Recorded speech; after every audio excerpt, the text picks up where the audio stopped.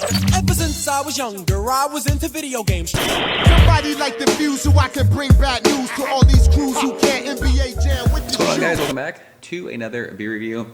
First time reviewing a beer from this brewery on this channel. Foam Brewers from Burlington, Vermont. I got a growler of Future Nostalgia. These guys are, I don't even know what to say, like the correct thing. They're starting to get hyped now. I don't know if that's right. I do know that Darwin has reviewed beers from them, loved them. Ryerson has reviewed beers from them, loved them. Brian and Adam from Buzz and Suds has reviewed beers from them and loved them too. So I've heard awesome things about this brewery, and got to give a big thank you to my man Geoff for sending this, because I would have no other way of trying this beer without him. So thank you so much, sir. This is a 7.2%. It's funny, I actually had to look this up because on the tag it just says Future Nostalgia 7.2%. It doesn't say what kind of beer it is. And when I went to look it up, there's not a whole lot of information on Foam Brewers. There's some Untappd check-ins, and it shows that this is an IPA. But there's no, I don't know, they don't say what hops are used in this. They just offer tasting notes, which is funny because one of the tasting notes that's on there says watermelon. I don't think I've ever had watermelon. I don't know if this is brewed with watermelons. I've never tasted watermelon in an IPA before, I don't think, that I can recall. So I'm excited to try this. Like I said, I've heard some good things. They're from Vermont. I love me some New England beers. That was filled to the very top, so no pop on that one. But let's go ahead and get into this one. I don't have much to say about them other than other beer tubers have been reviewing their beers, and they are really enjoying them. So it's a rainy kind of Saturday afternoon. We're still in New England Patriots Super Bowl celebration mode, so we're gonna review some beers today, share some beers, so it should be fun. So yeah, I mean, this looks the part. It looks like a New England style IPA. It is haze for days. It looks like grapefruit juice. It's very pungently aromatic. I can smell the beer, and it's like 3 feet away from me. I mean, it was in a growler. There wasn't a big pop on that. It was filled all the way to the top, so not a lot of head on that. I mean, it looks plenty carbonated, but I don't know, half a finger of like a bright white, just kind of rocky, sudsy head. But it looks absolutely killer in the glass. So, like I said, don't know what hops they use in this. They don't say. Their Facebook page doesn't say. Future Nostalgia, I think, it's an album from, I want to say a group called like the Sheepdogs or something. I have no clue. I tried like listening to some of their music on YouTube, but none of the videos would load. So I don't even know what kind of music it is. But yeah, this smells crazy, but I don't know if I smell watermelon yet. So let's go ahead and shove our nose in it, see what she's got. Wow, this is super fruity. I don't know if it's exactly like, it's not watermelon. It's more like crazy, like peachy, mango-y pineapples. It's got like this, it's like a dank thing too. Like, they also say grapefruit. I don't really smell grapefruit. It's more like an earthy, it's weird that I know, like they offer their tasting notes and I'm not smelling what they're saying that they smell. So that's what makes beer fun, right? We all smell and taste different things. This, to me, just from drinking beers that are brewed with it so much, this smells like, it reminds me of Galaxy or like Amarillo, like a really fruity, orangey nose. It's super pungent. But there is this killer, like, just light kind of bready, I know I said dank, it's not like crazy West Coast dank, but it's got like this dank kind of earthy thing to it. Like a grassy kind of piney thing. It smells awesome. Like I said, very aromatic, very tropical fruity.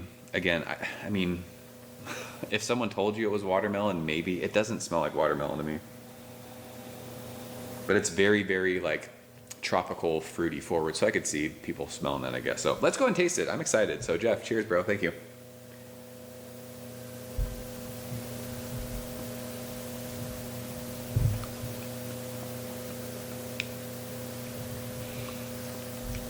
So it's funny because it's very like candied, fruity, but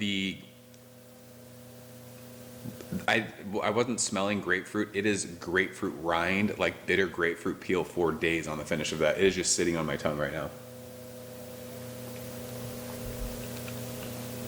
And I will say, just because it's a growler fill and went cross country, it's not super carbonated on your tongue. It's not very bubbly on your tongue, which is kind of cool. I mean, it's not flat by any means, but you're actually tasting the beer instead of, sometimes like carbonation, it'll just like kind of tickle like your tongue, and it's kind of hard to taste things just because it's so bubbly. It's kind of cool with this, like you're actually getting the flavors out of the beer without all of like that carbonation. But the taste follows the nose on this one. It's super like intense, fruity, like candied fruit. Almost like, I mean, we've talked about it, like a Starburst kind of candy. I don't get watermelon at all. I guess I could see, just because of the fruity kind of candy aspect to it, someone could say, oh yeah, it tastes like, you know, some sweet kind of watermelon. But it's more just like, to me, it's like that kind of tropical fruit baskety, kind of like pineapple, peachy, mango-y kind of a thing. But the finish of this is, it's like grapefruit rind, grapefruit peel, really, really dank and just bitter on your tongue. I love that part of this. It's like a medium minus mouthfeel. Really, really easy drinking for 7.2%. I love how dank and grapefruity. Totally reminds me of a West Coast style IPA on the finish, because you get that awesome, just pithy, bitter. It's like chewing on hops, just on your tongue on the finish of that. It's a cool like transition from a tropical fruity like beer, and then as it goes across your tongue and finishes, you get like all that awesome grapefruit. I always say like lemon zest, orange peel, like just crazy intense citrus rind. Awesome, awesome stuff. This is a really, really good beer. I like this a lot. Killer first beer from them. I don't know if this is like a regular offering from them. I think a lot of people have reviewed, like, I think Built to Spill is like one of their flagship beers. So I'm not sure if this is one that they brew all the time. I don't know. There wasn't a lot of check-ins, so this might be a newer beer. But this is a solid A beer, like 94, 95. Really, really good stuff from them. I like the mouthfeel. I like the kind of balance between East Coast and West Coast with all that kind of juicy tropical fruitiness that's up front, but then you get that killer like bone dry dank grapefruit thing on the finish. It's a fun like balance between the two. Really, really good. Awesome first beer from them. So yeah, I'm gonna go 95 on this one. Solid A. There might be some people who are off, like it would be off-putting to them, the finish of this, just because it's crazy grapefruit, dank, bitter on your tongue, but I love that. I'm a West Coast beer guy at heart, so that's one of the things I love about West Coast IPA. So yeah, that's Future Nostalgia.